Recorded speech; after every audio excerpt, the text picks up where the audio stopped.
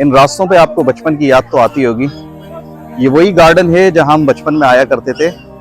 अब भी 15-20 साल के बाद इसमें कोई तब्दीली नहीं आई है, ये वैसे के वैसा ही है। हाँ, ये ज़रूर हो गया है कि केएमसी ने इसके अंदर काफ़ी सारी चीज़ें, काफ़ी सारे गेम्स नए इंक्लूड कर दिए हैं और पार्क्स अच्छे अच्छे बना दिए। चलते हैं बचपन की यादें ताज़ा करने।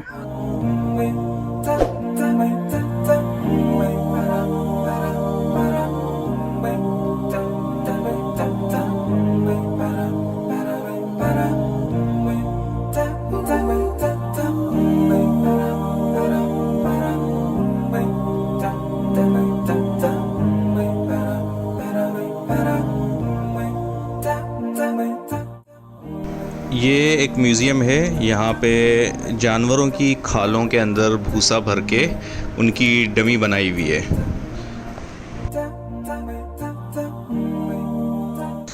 बहुत ज़्यादा कोई हाई क्लास जगह भी नहीं है और आप इसको लो क्लास भी अंडर एस्टिमेट भी नहीं कर सकते इस जगह को।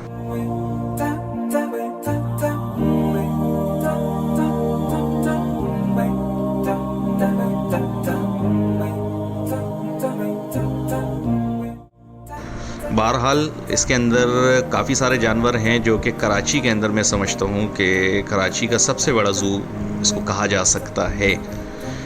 हाथी इस वक्त नहीं है, पहले मेरे टूर में हाथी भी था।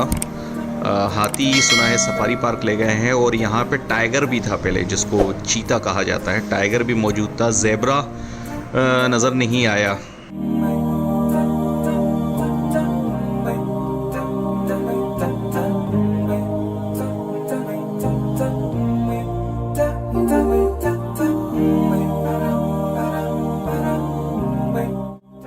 और इसके अलावा खैर ऐसी बहुत सारी चीज़ें और पिंजरे और जानवर थे जो कि मैं वीडियो में वक्त की कमी की वजह से कवर नहीं कर सका।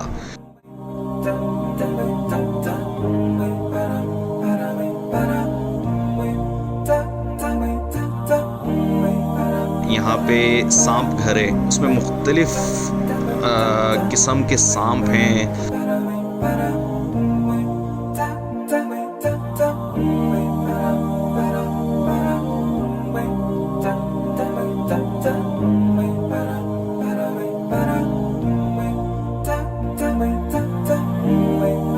अभी भी गार्डन में कोई तब्दीली नहीं हुई, वैसे के वैसा ही है। बस ये है कि काफ़ी कुछ चेंजिंग आ गई है। एंजॉयमेंट की काफ़ी सारी जगह आ चुकी हैं यहाँ पे। और एक यहाँ पे मछली घर है, मुख्तलिफ नायाब किस्म की मछलियाँ हैं वहाँ पे।